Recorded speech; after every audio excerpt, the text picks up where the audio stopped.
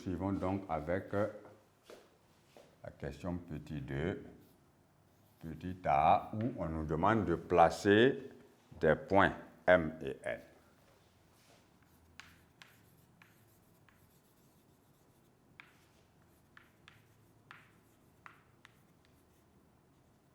Alors, cela veut dire que la construction d'un repère est obligatoire.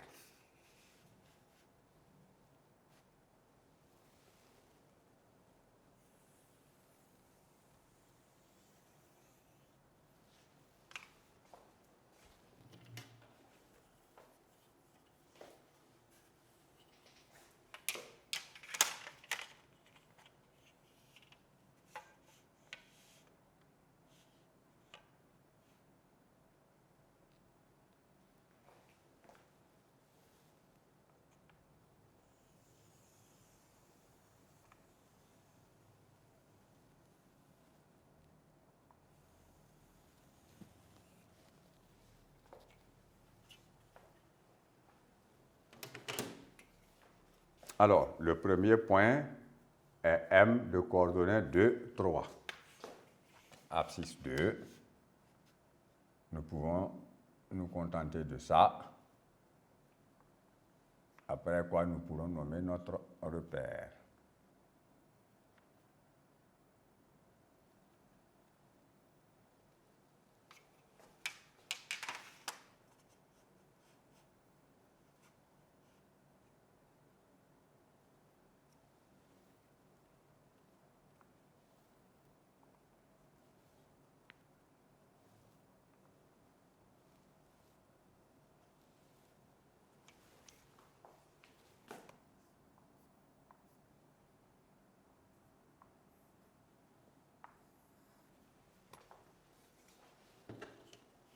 Alors, l'abscisse, c'est 2.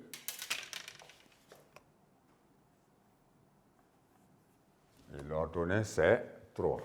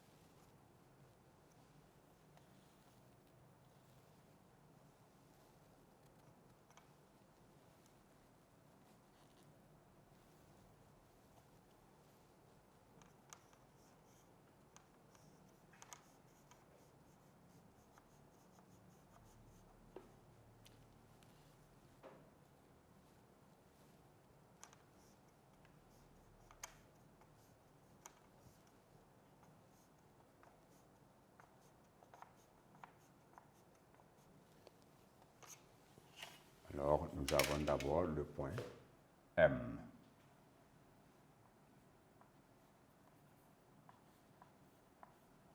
Ensuite, nous plaçons le point N de coordonnées 3, moins 1.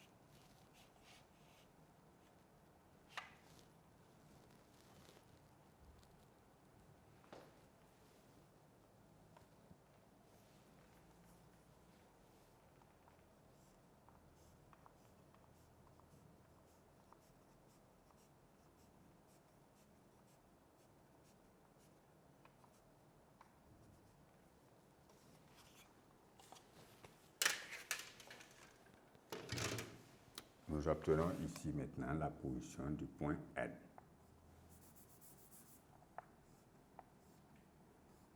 Bien.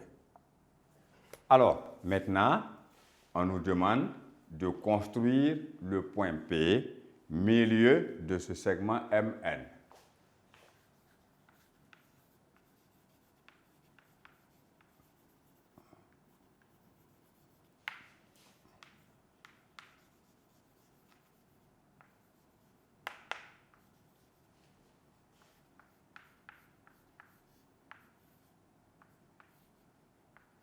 Dans un premier temps. Cela veut dire que nous allons d'abord dessiner ce segment que nous avons en joignant simplement les extrémités M et N. Puisqu'on demande de construire, il faut même avoir d'abord le segment avant de parler de la construction de son milieu. Voilà donc ici le segment MN ainsi tracé.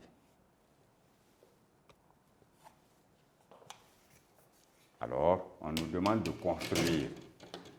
Ici, on n'a pas demandé de calculer les coordonnées du point P, milieu de MN, mais on a dit de le construire. Et donc, vous retournez en 6e pour voir comment on vous avait appris à construire le milieu d'un segment. Alors, la méthode est là. Vous ouvrez le compas comme vous voulez. L'essentiel est de pouvoir faire des arcs de cercle qui se croisent. Alors, à partir du point N que vous avez, vous faites un arc de cercle de part et d'autre du segment. Et à partir aussi du point M, vous faites la même opération d'arc de cercle. Alors, ces deux arcs de cercle donc se coupent de part et d'autre en des points que vous observez. Et c'est leur position qui vous permet de construire donc le point P, milieu du segment MN, ainsi qu'il suit. Alors, comme c'est le point que nous voulons, nous ne traçons pas en plein une droite passant par les deux points d'intersection de nos segments, mais une droite en pointillé suffit. Et cette droite en pointillé vient rencontrer donc le segment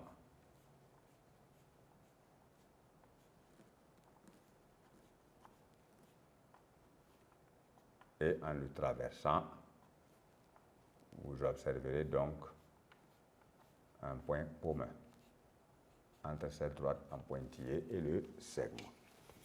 Alors, vous pouvez donc mentionner simplement que le point demandé, qui est P, se trouve ici.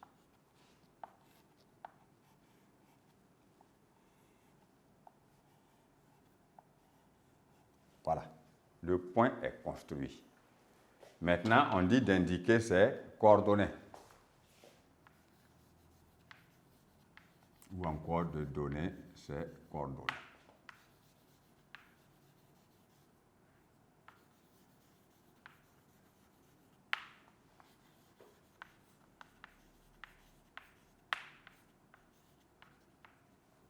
Alors, on obtient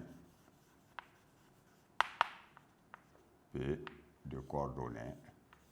Alors, maintenant, ça veut dire que vous avez un point qui est placé dans le repère dont vous ne connaissez pas au départ les coordonnées puisqu'on l'a fait par construction.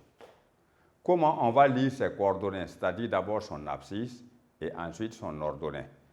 Vous venez directement de part et d'autre sur le point. Dans un premier temps, vous partez sur le point.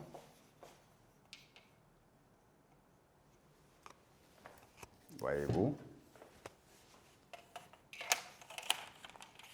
L'équerre contre l'axe des abscisses d'abord, et ensuite la règle contre l'équerre.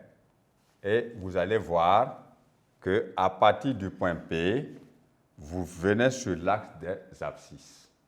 Donc, dans ce parcours-là, vous allez rencontrer l'axe des abscisses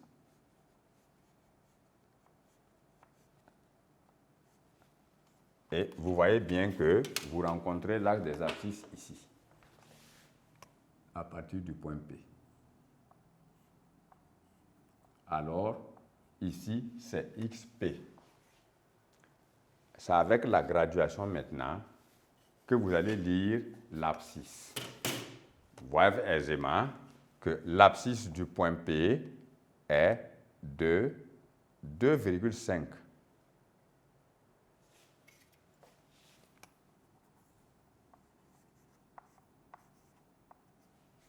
Alors, on peut le noter. D'abord, on a l'abscisse 2,5 ou encore 5 demi. Mais, puisque vous avez lu 2,5, écrivez 2,5. Parce que ce n'est pas évident que vous sachiez que c'est 5 demi qui est la fraction correspondante. On a fini de lire l'abscisse. On repart sur le point P. Et à partir de cette position du point P où on se trouve, on va maintenant aller rencontrer l'axe des ordonnées pour lire l'ordonnée donc de ce point. De la même manière que précédemment, l'équerre doit être bien placé contre l'axe en question que nous voulons rencontrer à partir du point P. Donc, nous voici au point P. Et à partir du point P maintenant, nous allons aller directement sur l'axe des ordonnées. Alors, en y allant, nous rencontrons cet axe-là et nous traversons en rencontrant un nombre. Alors, ce nombre que nous on rencontre ici, le voici.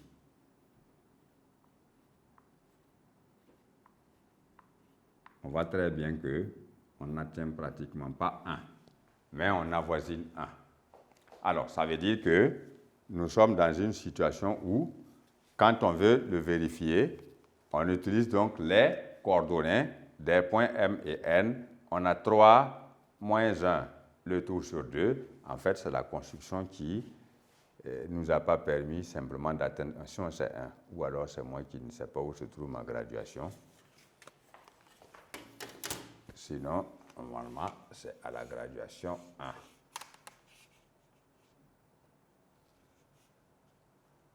Là. Voilà, c'est 1 en fait. C'est moi qui n'ai pas bien ajusté, donc la graduation, le point est ici, logiquement. Et dans la construction, c'est là.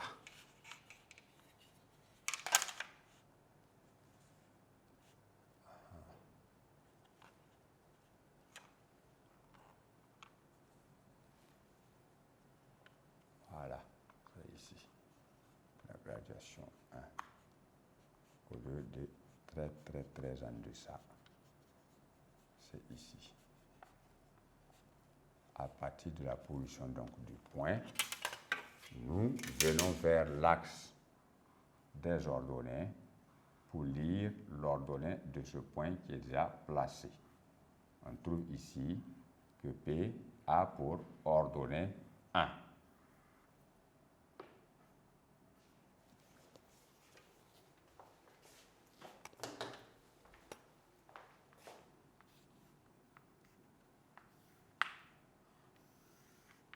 Donc, cela veut dire que quand le point est placé, vous avez votre repère.